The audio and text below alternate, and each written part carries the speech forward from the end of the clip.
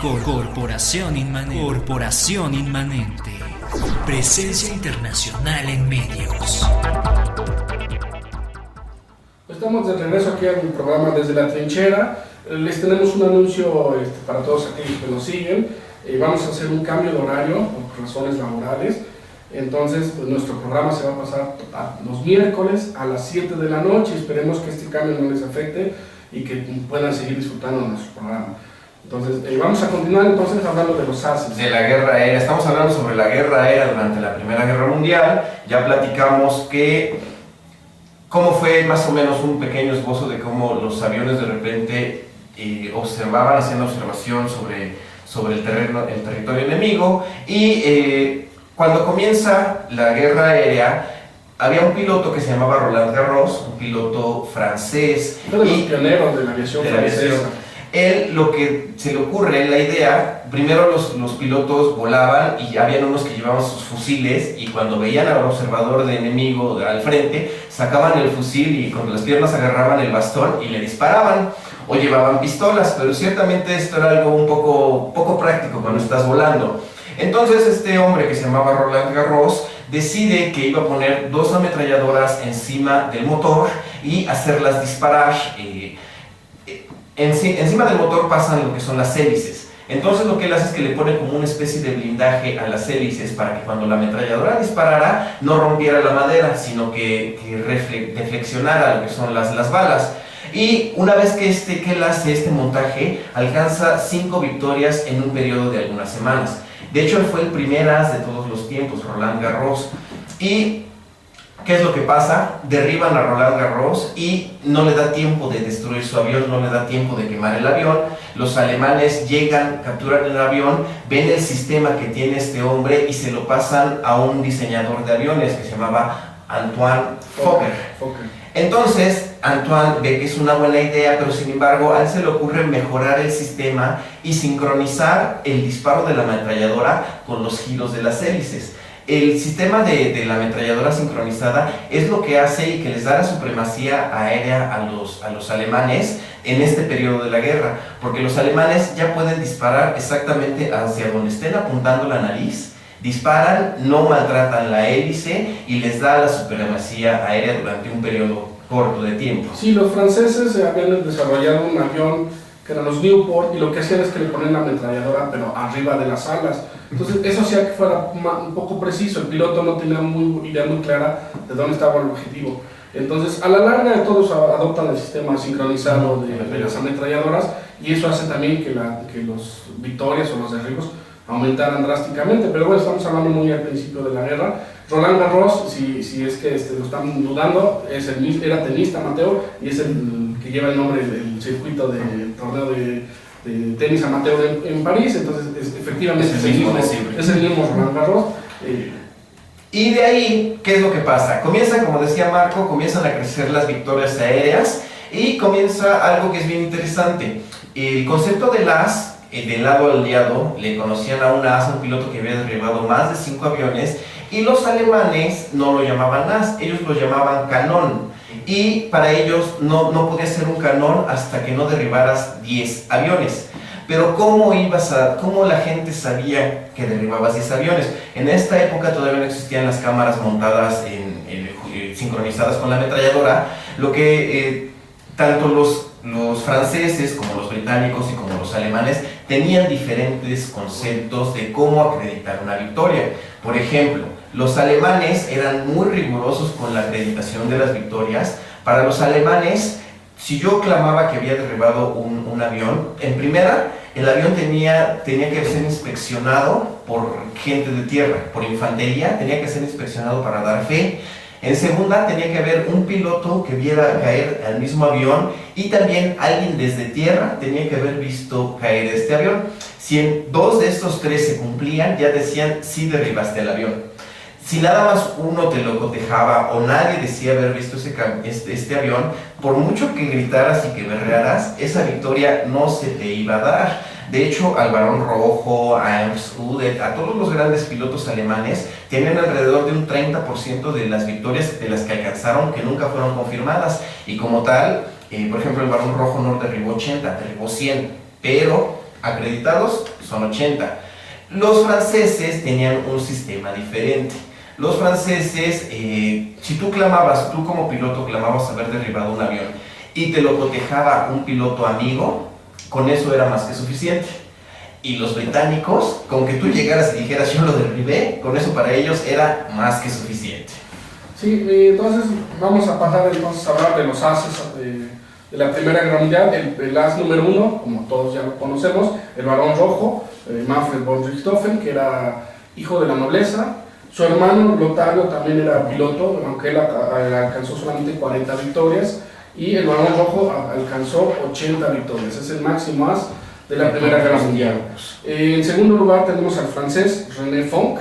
René Fonck era un poco engreído, entonces como que no era muy popular por parte de sus dos superiores. Además también tenía envidia del otro as francés, que era Guynemer. Guynemer fue derribado. Además Fonck superó la cantidad de victorias que tenía Guynemer. El problema era que no era popular, y entonces eso lo hizo que fuera muy molesto y siempre se enojaba, ¿no?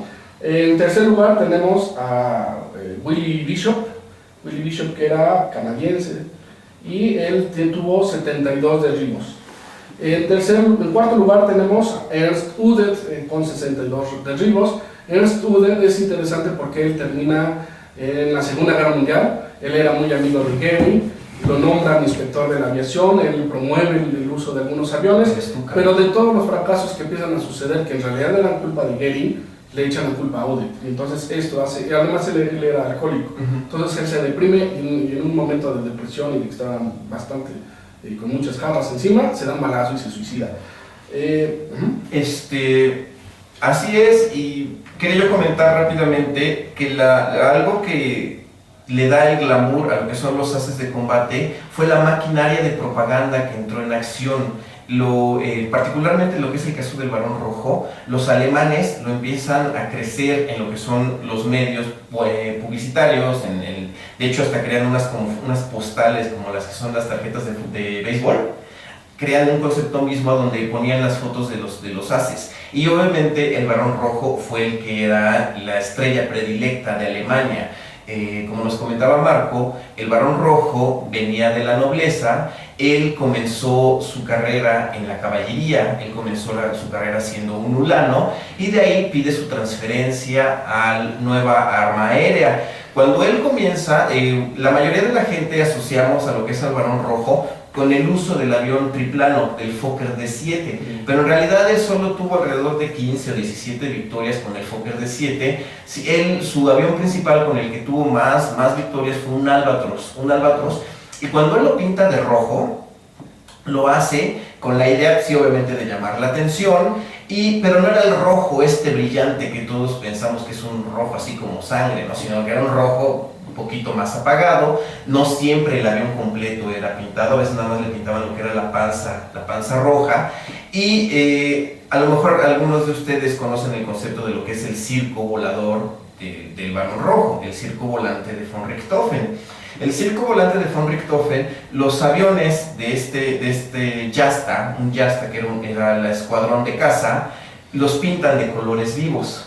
Pero no le llamaban tanto circo volante por el concepto de que fueran todos de colores amarillos o rojos o verdes, sino también ellos eran un grupo muy móvil, a donde tenían como casas de campaña, y llegaban y se movían de un lado a otro en una velocidad impresionante, como si fueran una caravana de circo. En un tren. Así es, entonces por eso se llamaba el circo, le decían el circo volador del Barón Rojo, el circo volante de von Richthofen. En esta ala volaron grandes pilotos que si es que sobrevivieron a la guerra, posteriormente se convertirían lo que serían los ases o los líderes de la Fuerza Aérea, de la Luftwaffe alemana durante la Segunda Guerra Mundial.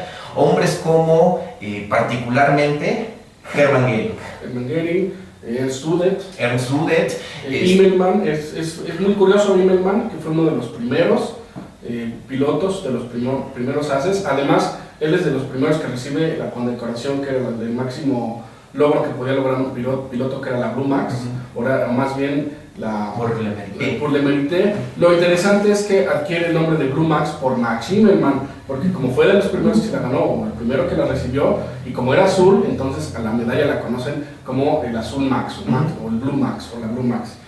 Y también estamos platicando sobre el circo volador del Barón Rojo. Decíamos que la maquinaria de propaganda lo infló y lo infló y lo infló. En esta época se manejaba mucho lo que era una guerra caballeresca. Por guerra caballeresca se refiere a que en teoría ellos no se ensuciaban las manos como los que estaban en las trincheras, que mataban a traición, por decir algo, ¿no? Entonces el Barón Rojo, existen varias anécdotas a donde seguía a un piloto británico o un piloto francés, y cuando veía que se le atascaba la ametralladora, lo dejaba ir, se ponía a su lado, lo saludaba y se iba.